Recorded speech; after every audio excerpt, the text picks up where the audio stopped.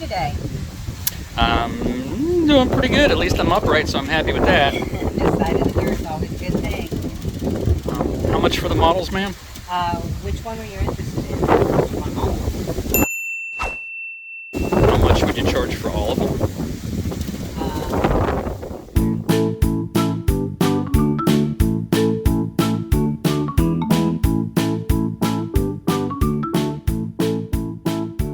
Hey everyone, my name is Tom and I welcome you to Escape Reality Hobbies. This was not the next video that I had planned, but right now I'm feeling like a big kid in a candy store and I'm pretty excited to share with you the treasures that I have found. For those of you who have already watched my episode 1 of my channel, I must humbly apologize for this video will exceed my self-imposed 15-minute time limit. However, I hope that you're going to have some fun with it as I share with you, 1, how much I paid for all these beauties and what I actually got, 2, some wonderful modeling memories, at least for me, and 3, some history along the way. So, go get your beverage of choice, a snack or 2, sit back and enjoy the ride.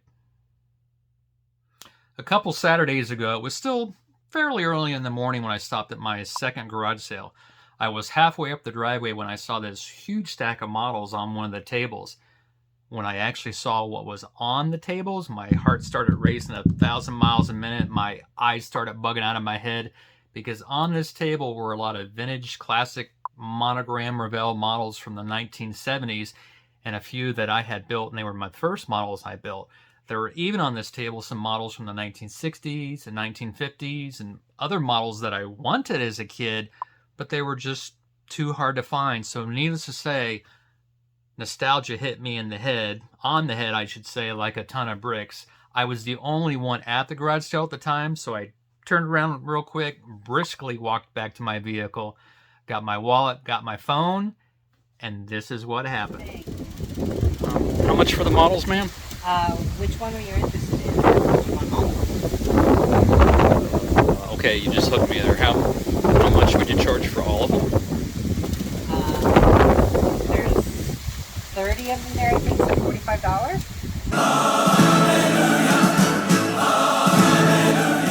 How about I gave you 60? 60? Yep. Yeah, I would take 60.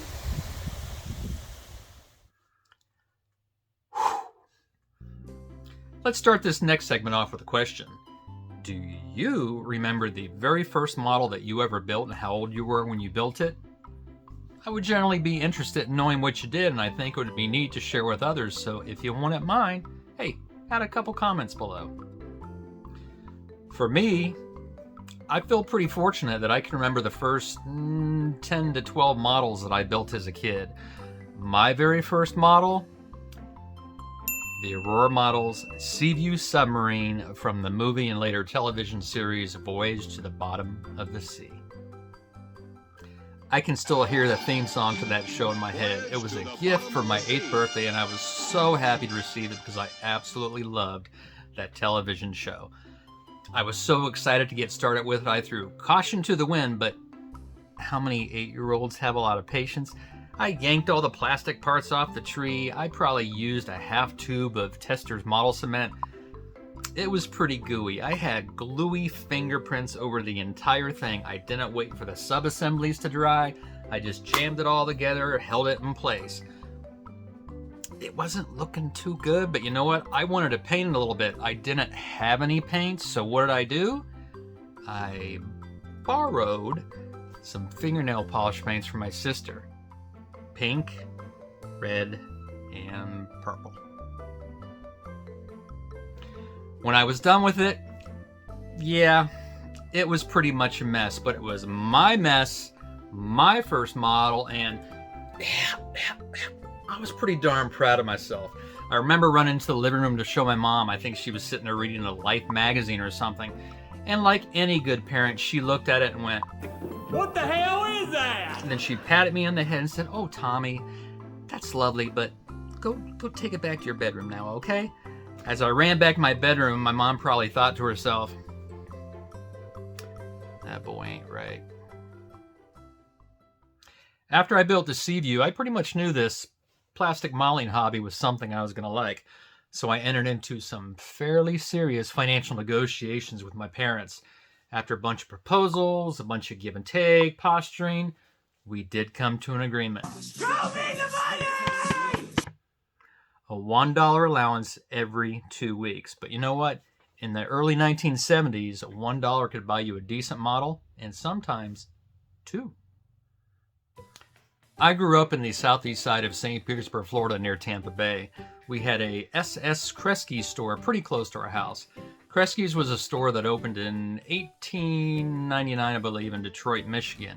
In 1912, they became a national chain by opening 85 stores, mostly as a five and dime store, before they morphed into a discount store, kind of like Woolworths. Never heard of Kresge's? Well, in 1977, they became Kmart. This Kresge store was about a mile and a half, maybe 2.5 miles away from my house. Again, in the early 1970s, yes, there's a pattern here, parents didn't worry a lot about their kids bicycling a mile, 3 miles away from the house. We didn't have cell phones, GPS, we didn't have helicopter parents hovering over us. We were taught, be smart, behave, be good, be home on time, or our butts be whipped. My Kresge store was a pretty magical place for me every time I went there, either with my mom, my friends, or by myself. I always had cool board games. They had racks filled with 20, 25-cent Marvel, DC Comics, cheap fishing gear, one of my other hobbies, and they had this awesome old-fashioned lunch counter with the stools that you could spin around on and get dizzy. They even had soda jerks that still worked there that made you real milkshakes. But the best thing about this lunch counter, it was right next to the giant model section that Kresge's had. They had tons of plastic models and balsa wood models. Models from Revell, Monogram, Lindbergh, Testers, Hawk, Airfix, and then they started getting models from some new companies, Matchbox from England and Tamiya from Japan. I saw these cool looking, beefed up, almost cartoonish looking cars from Monogram that I liked. These cars were made by Tom Daniel and they were in 1/32 scale, give or take. Tom Daniel was an extremely talented and gifted automobile concept artist. He had worked for Monogram from 1967 to 1975 and had designed over 80, possibly 85 cars for Monogram. Some of Monogram's most iconic and legendary cars came from the mind of Tom Daniel.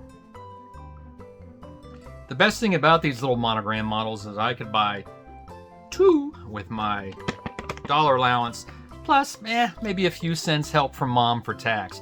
I had built 5, probably 6 of them.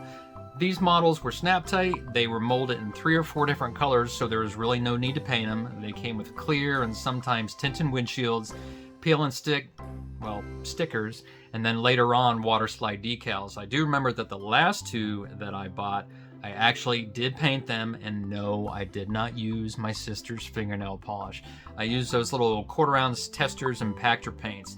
The paints didn't intimidate me. I was pretty careful with them because if I knew if I messed up or got paint all over the place, I wouldn't be painting models anymore. Alrighty, let's start looking at the models that I scored in this garage sale. After I had finished my half dozen or so snap type models, I took the natural progression and wanted to try something else. Airplanes.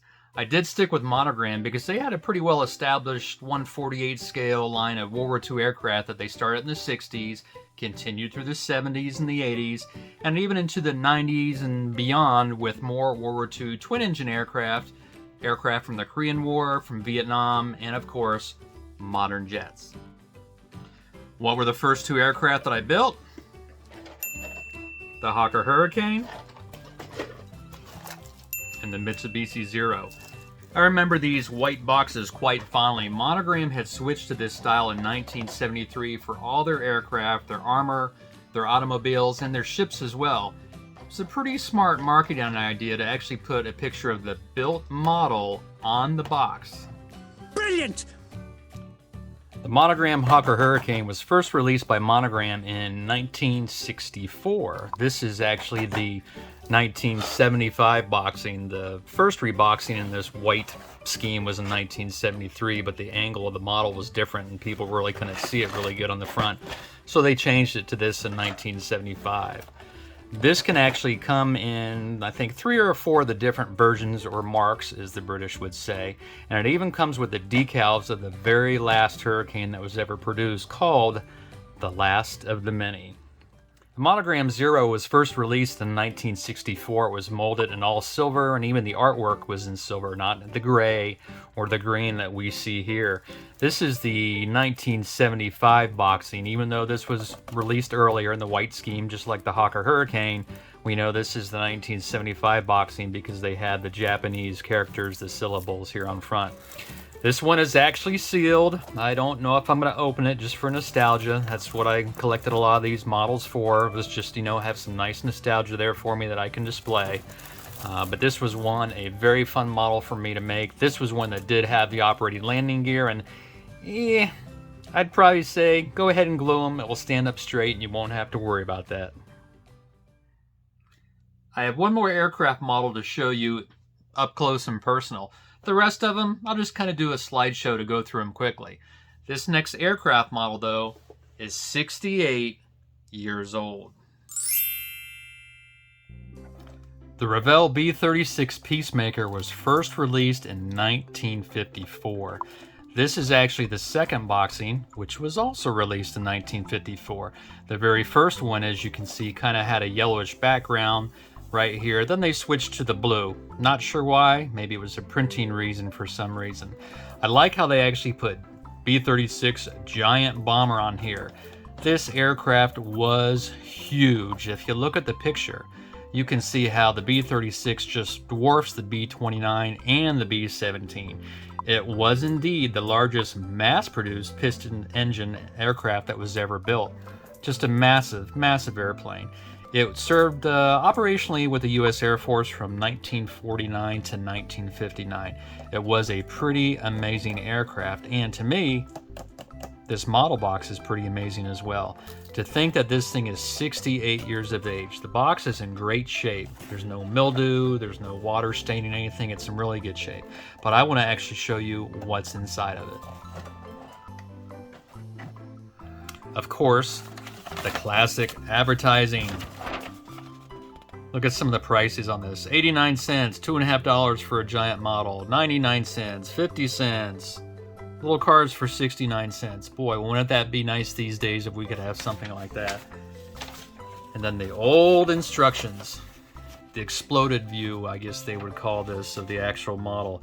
This is a pretty amazing piece of paper for 1954. The model itself, pretty cool. I know in the 50s and early 60s, most of the model manufacturers, well, I say most, but how many were there? Monogram, Revell, Aurora, Comet, they used to actually mold in on the aircraft, on any model, where you were supposed to put the decals. You can see they've got the registration number there.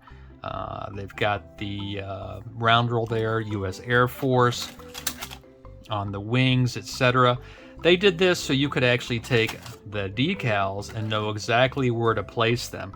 And if you don't want to use the decals, well, you could actually paint in there. Most old models from the 50s and 60s as well would give you stands to put your aircraft in because it was a pretty cool showing them on flight. What's really neat to me, again, 68 years of age, pieces, still parts I should say, still sealed in the plastic bag. That is pretty darn amazing to me. Everything that's supposed to be here is here. Everything's in great shape. No, I don't ever see myself building this because this is a piece of wonderful nostalgia that I can put in my model room to display. But if you do want to build this little model, there's a fairly new company out now that's called Atlantis. What Atlantis does is they get models from old defunct model manufacturers.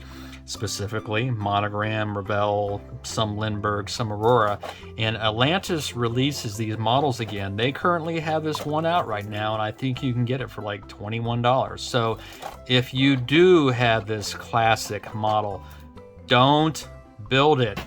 Get the Atlantis model.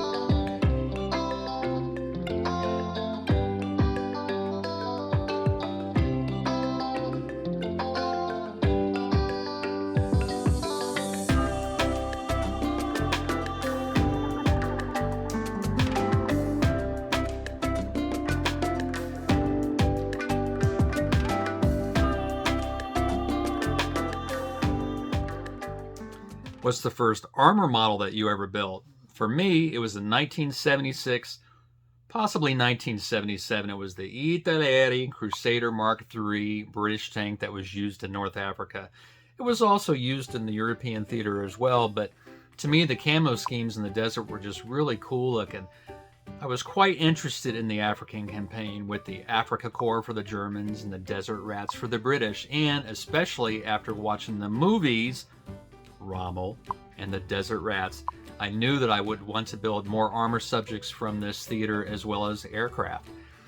Although it's the first armor model I ever built, it is not the first armor model that I ever purchased. In the garage sale was the first armor model I ever purchased. It was the Monogram M3 Lee tank. I believe it came out in 1973, 74. I think it was 1973. I had also purchased Monogram's venerable Jeep and their half-track as well. I don't know why I didn't build them. I'm not sure. I loved them. I purchased them. I put them in my closet. I don't know what happened to them. It's pop. Ooh. What if my sister did something with them as revenge for taking her fingernail polish? The Lee tank was not the only old Monogram armor model in this garage sale. The Ostwind Flakpanzer, the Sturmpanzer, the Panzer Sparwagen, and the British Grant tank. These models were what I was most excited in seeing in this stack in the garage sale. I loved these models as a kid. I didn't purchase them. I don't know why. And later when I tried to purchase them, they were too hard to find. So now that I have them, and I'll tell you why I am so excited to have them. What was so cool to me about these Monogram armor models was the packaging. Remember when I was talking about the aircraft when in 1973 Monogram decided to change the packaging and actually put a built model on the box, and what a smart idea that was? Brilliant! Well, with the armor models, even more pictures. They had pictures that made these models look like they were in real life. There was battle scenes going on. What the heck was this? Well, as I was looking at these, there was this old person sitting next to me, standing next to me, looking at these models. He was probably 12 years old. Telling me that these pictures were called dioramas. Dioramas? What the heck is a diorama?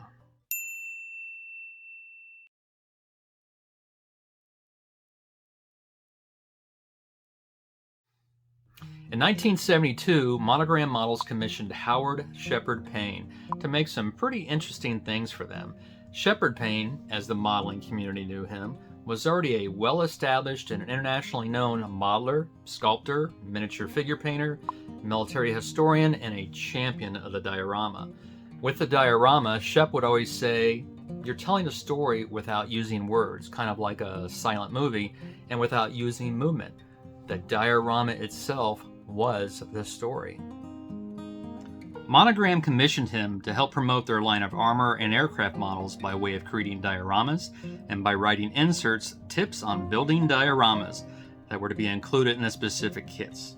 Monogram told him that he could pretty much do whatever he wanted as far as concept and building the dioramas, but they did indeed give him a few guidelines for making them. 1. Use only Monogram models, even for any secondary or destroyed models that may be in the diorama. 2. Not to use any competitor products that directly, competed with Monogram. 3. Scratch build whatever you need. And 4. What you couldn't scratch build. Some items such as railroad details could be used, again, as long as the items weren't in competition with Monogram. These tips on building diorama inserts would have 2 main sections. The first section would contain the same info in each publication: planning your diorama, building dioramas, added equipment / minor conversion, weathering, converting, painting figures, and final assembly. The second section would give specifics that he did for this particular model and any construction notes.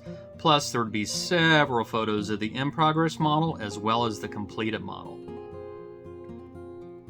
From 1972 until I believe 1980, he was associated with Monogram. The truth is, he'll always be associated with Monogram because of his dioramas. His works were, in a word, amazing. A whole new world of modeling possibilities was introduced to modelers around the world. A model was no longer just something you placed on a shelf. It was a work of art. It was a story. At 10 years of age, I at least felt like, man, look what I'll be able to do someday. And no, even though I never did because I really didn't try or life took a different turn for me, he always made me believe I could. Sheperd Paine went on to write half a dozen or so publications on dioramas, building tanks and military vehicles, sculpting and painting figures, and how to photograph models. His first publication, How to Build Dioramas, was an instant hit, instant classic. It came out in 1980, and since has had, I think, almost a couple dozen different printing runs. I still have my 1980s copy. It's beat up, it's worn, but it's cherished. We lost Sheperd Paine in 2015 at the age of 69, I believe. Shep was a modeling pioneer, an ambassador, storyteller, and an absolute legend. Millions of modelers around the world, diorama builders, and the modeling industry itself for what it is today owes a lot of thanks and appreciation to one Howard Sheperd Paine. Let me go ahead and show you just a few more shots and photos of Shep's work, and I'll also show you some photos of the remaining models that I found in this garage sale. Enjoy.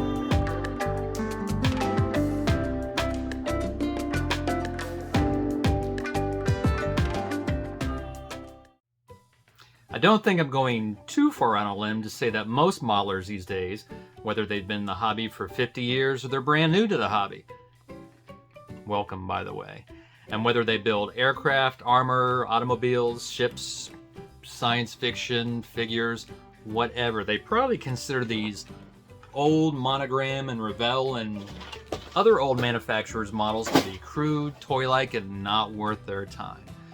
These models certainly don't compare with today's models with their uber details, their amazing accuracy, modern molding techniques, but that's really unfair to try and compare them. That's like trying to compare a Ford Pinto to a Tesla. These old models, when they first came out, they were state-of-the-art. But even today, in 2022, you can build these models into something that you will be proud to display. I know that sounds awfully simplistic, but if you use sound, basic model building techniques and patient painting practices, PPP, I think you'll be awfully happy with the result. And just like all the discarded toys on the island of misfit toys, every model deserves a home. I thank you all for watching this video, and I hope you enjoyed seeing the models that I got in the garage sale in this trip down model memory lane.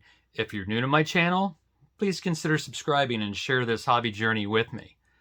My next video, I'm finally going to do it. I'm going to paint my first miniature.